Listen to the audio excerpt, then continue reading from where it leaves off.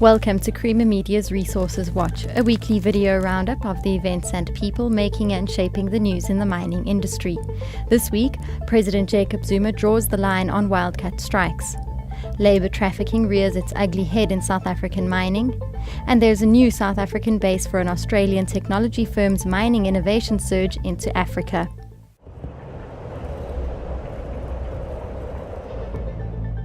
President Jacob Zuma has drawn the line on wildcat strikes, implicitly declaring unequivocal zero tolerance on future industrial action that is outside of the law.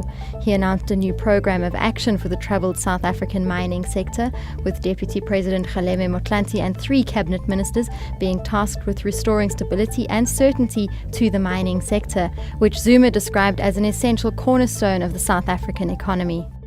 You cannot allow the unions, for an example, to engage on the wildcat strikes. We appreciate, for an example, that AMCU may be a new union that is trying to grapple with these issues, and that's why we are engaging them.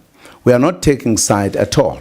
We asked the Deputy President and ministers to engage both management and the unions, is actually to address those issues, that let us deal with matters within the framework of the law and the Constitution.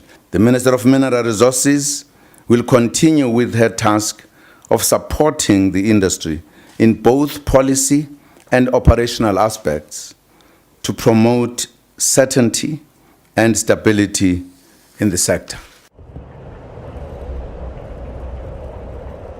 Social scientist Dr. Philip Frankel says labour trafficking has reared its ugly head in South Africa's mining sector, fueled by the migrant labour system, mining short-term contracting trend and corrupt elements.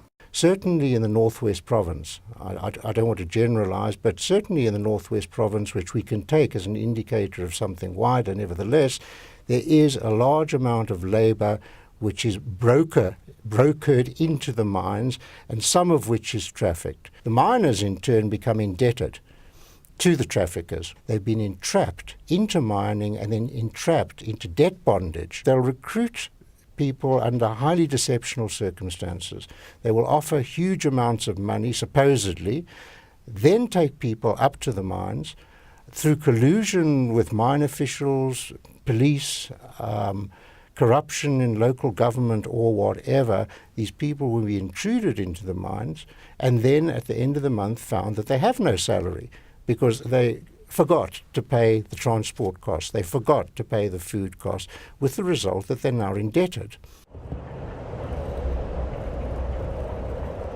An exploration and mining software solutions provider with a spread of offices across the world has officially opened a new office in South Africa, which will be used as a base for the launch of a new suite of products into the continent. Africa is still one of the engine rooms of mining available to us. Micromining currently receives about 10% of its activity out of the African region. Our expectation over the next 12 to 24 months is that will grow significantly. Do you find that South Africa is a good base from which to work into Africa? We selected South Africa because of its stability, and we found that the quality of people that we could recruit in this region was excellent.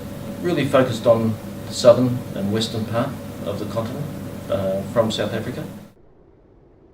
For mining news as it breaks, stay logged onto miningweekly.com and register for our free daily newsletter.